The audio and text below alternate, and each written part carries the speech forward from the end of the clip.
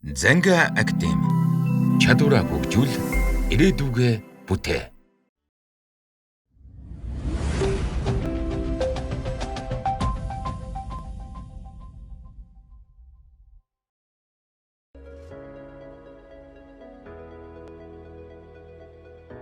За сайн байцгаана уу? Өнөөдөр биологийн ийшийн 50 хичээлийн эхний хичээл эхэлж байна. Бид өнөөдөр вирусын талаар үзэх болно. Бид бол хичээлдээ Campbell-ийн биологийн ерөнхий слайдуудыг ашиглаад явах болно. За түүний копирайт холбоосны доор харагдаж байна. За өнөөдрийн хичээлээр бүгдээрээ амьд бие гэж юу вэ? Түүнийг яаж ангилдаг? За вирус амьд бие юм уу биш юм уу? За тэгээд тэрийг үзсний хадараа вирусын бүтцтэй тавчхан танилцаад дуснаа. За ямар ч тачласан боловсролын үнэлгээний төвөөс гаргасан эсэлтийн ерхий шалгалтын ийм хураанга блупринтийг бүгдээрээ харж байна. За энэ дээр эхний хэсэг дээр амьд биеийн үндсэн шинж ангилал дээр бол 5 асуулт нийт 73-ийн мань 9 орны 3% эзэлж байна. За тэгэхээр бид нар энэ блупринтээ дагаад эхний хичээлүүд бол ангилцын талаар амьд биеийн үндсэн шинж ангилцын талаар явна. За биологи ерөнхийдөө юу судалдаг талаар эхлээд тавчхан бүгдээрээ эргэн санацгаая. За бүгдээрээ мэдж байгаа амьд биетийг судалдаг шинжлэх ухаан болон өөрөөр ингэсэн судалдаг зүйл байгаа. За тэгвэл амьд бие гэж юу юм бол түүнийг яаж амьгүй биетээс ялгадаг талаар бүгдээрээ 6 дугаар ангидаа үзсэн байгаа. Түүнийг бас маш хурдхан эргээд саная. За тэгэхээр амьд биет гэдэг бол амьгүй биетээс 7 шинжээрээ ялгардаг байгаа. За бүгдээрээ эргэж санах юм бол амьсгалах, хооллох, хөдлөх, мэдрэх, ялгаруулах, өсөх, үржих гэсэн юм шинжүүд байгаа. За тэгээд үржиж олон болно, өсөж том болно гэх мэтчлэнгээр та хэд манд бүгдийг мэдж байгаа. За тэгээд амьд биетээ бүгдээрээ 5 амьд болгодог талаар 7 дугаар ангидаа үзсэн байгаа. Роберт Whittaker гэдэг хүний ангиллаар 60 онд гаргасан ангилал байгаа.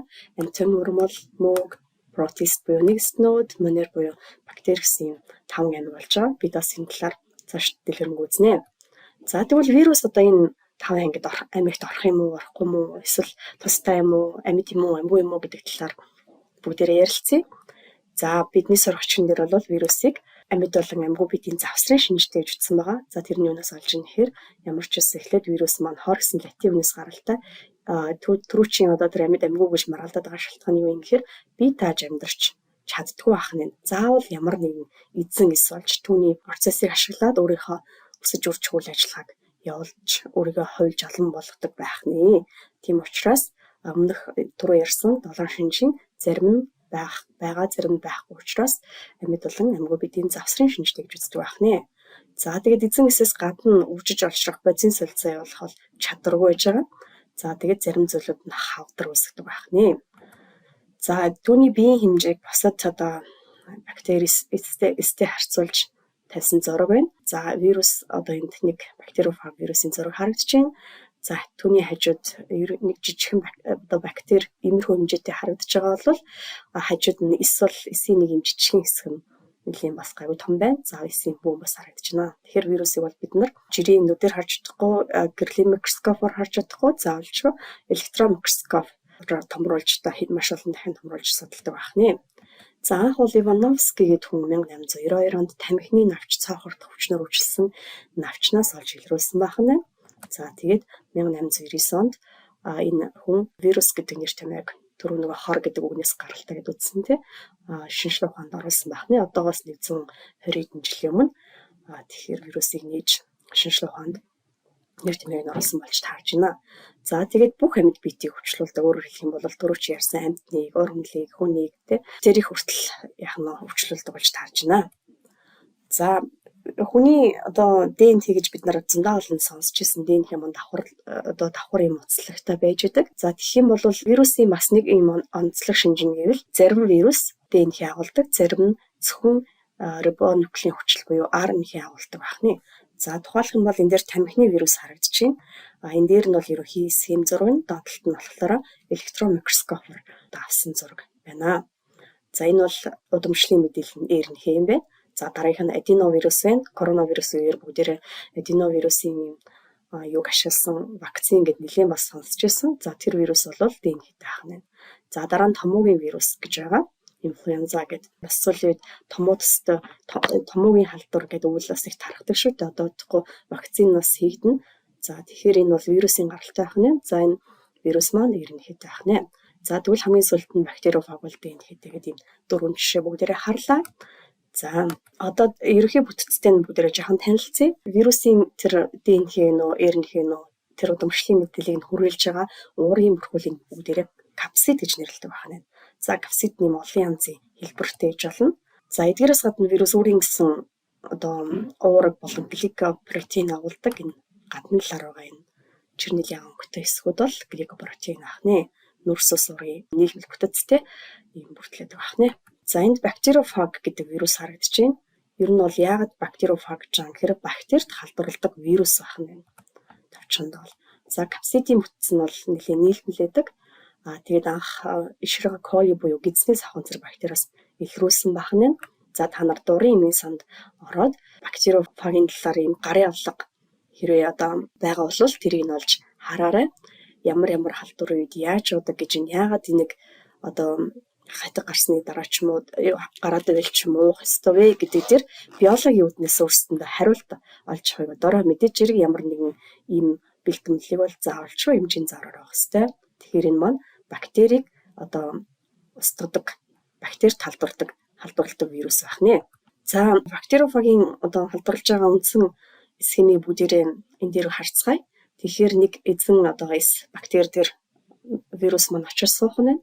За өөрийнхөө удамшлын мэдээллийг яах нь толгой дотор байгаа удамшлын мэдээллээ бактери руу оруулах нь. Оруулсныхан дараа бактерийн дотор явагдаж байгаа одоо бацин солилцоог ашиглаад өөрийнхөө толгой эсвэл нисэртэн гэсэн биений үндсэн хэсгүүдээ нийлэгжүүлж авах нь. Дараа нь хоорондоо өгсрэгдээд тэгээд нөгөө бактеригаа задлаад яах нь вирус маань олон болоод гарнаа гэсэн. За бүгдээрээ түрүүн юу гэж үзсэн гэхээр вирус бол бие дааж өсөж үржиж алширч чадахгүй заавал эзэн гэсэн процессыг ашиглана гэж үзсэн. Тэгэн дээр бол маш тодорхой харагдаж байна. За мөн зарим вирус, томоогийн вирусын капсид нь мембранд тогтойгоор бүрхэгдсэн байдаг байна. За энэ дээр тоолох юм бол дах өвчнийг үүсгэдэг хүний нартлал хөмслийн вирус харагдаж байна. HIV вирус гэж ярьж байгаа. За тэгэхээр энэ вирусын ерөнхий хэсгийг харагдаж байна. Тэгэхээр нөгөө капсид болохоор одоо энд харагдаж байгаа бол капсидын гадна талаар нь мембранд тогттой байна гэж ярьсан. За тэгэхээр энэ гадна талаар байгаа энэ шар хэсэг бол догтын ахнэ. За вирусын энэ догтын одоо тэр вирусын өсөж өвчиж олон болсон эзэн гэсэн мембранаас гаралтай байдаг. Эзэн бос бол бид болон мембраны уургийг ингээд аваад гарчдаг. За бид бас удахгүй эсийн мембраны талаараас нэлээд тодорхой үзнэ. За эдгээрээс гадна вирус өөрийн гаралтай нөгөө уураг гликопротеин агуулдаг талаар ярьсан. За энэ гадна талын цэнхэр хэсгүүд нь эзэн гэсэн гаралтай вирусын өөрийнх нь одоо гаралтай бүтэц ахнэ. За тэгээ капсид дотор бол нөгөө түүний геномын хэсэг байх хэвээр. За энэ бол РНХ агуулсан вирус вэ. Дохын вирус давхар цагирахтай дан болон давхар ээж болдог талаар бид бас өмнөх слайд дээр харсан байгаа. За зарим вирус капсид дотор бас хэд хэдэн төрлийн энзим агуулдаг. За энд ногоонор заасан байна. За тухайлбал бол энэ энзимийн нэрийг уруу транскриптаза гэж байгаа. За тэгэхээр яагаад энзим байгаа талаар бүгдээрээ энэ слайд дээр харъя. За энэ бол дохын вирус хүний цагаан эс рүү халдварлаж одоо бие өсөж үржиж олон болоод гарч байгаа эсхийн зураг байна. Энэ хэсэгт хажуу талын хэсэгт нь болохоор электрон микроскопоор авсан зургийг бас авсаргаж өгсөн байна. За бүгдээрээ юу гэж ойлгох вэ гэхээр дохын вирус, HIV вирус хүний цагаан эс дээр очиод эхлээд суух нь. За тэгээд өөрийнхөө капсид дотор байсан геномын хэсгээ одоо РНХ байсан тийм үү? Бас уруу транскриптаза гэдэг энэ ногоон энзим байсан. Ногооноор тэмдэглэсэн энзим байсан. За энэ хоёрыг оруулаад тэгээд за бүгдээрээ өөрснийхөө багшийн заасан нөгөө ДНХ-гээс РНХ үсээд уураг үүсдэг. Одоо уургийн нийлэгчлийн хичээлээ хэрэг санаж байгаа бол уураг нийлэгчид ДНХ хэрэгтэй болдгийг мэдж байгаа. Тэгэхээр энэ вируст маань ДНХ байхгүй. Тэгэхээр яах вэ гэхээр РНХ-гээсээ уруу транскриптаза энзимийн тусламжтайгаар эхлээд ДНХ болгож ингэж хөрвүүлж эхлээд ДНХ үүсгдэг байна. За үүссэн ДНХ нь эсийн бөмбөр рүү нэвтэрч ороод бөмбөр дотор байгаа геномтой нэгдээд түүнийхээ дараа яг ийм тухайн эсийнхаа уураг нийлэгчдэг процессыг нь ашиглаад тэгээд өөрийнхөө бүтцийн энэ гликопротеины хэсэг тэгээд капсидын хэсэг энэ зэрэг хэсгүүдээ үүсгэж аваад за тэгээд дараа нь нийлэгжээд гарахтаа яаж ин бүгдээрээ харъя. Гарахтаа бол яг эзэнсийнхаа мембраны хэсгүүдийг нь ингэж тасдаж гэх юм уу те аваад гадна талаар нь өөрийнхөө түрүүн үүсгэсэн гликопротеиноор ингэж бүрхээд тэгээд капсида дотор талд нь ингээд үүсгээд энэ вирус болж гардаг байх нэ. За ингээд энэ хэсгийн бол бидний өмнөх ярьсан юмнуудыг бас нэлээд сайхан тодорхой тайлбарлаж өглөө. За ингээд өнөөдрийн хичээл манд дуусч байна. Бүгдээрээ сонирхоод дэлгэний ABC вирус, томоогийн вирус, коронавирусын талаар сонирхож судлаарай. Бас өнөөдрийн хичээл дээр үзсэн онлын зарим хэсгээд тэндээс харж байгаад энэ яагаад ийм юм болоо гэдээ үргэлжлүүлж судлаарай гэж багшин зөвлөж байна. За анхаарал сонссонд баярлалаа. Дараагийн хичээлээр уулзцаая.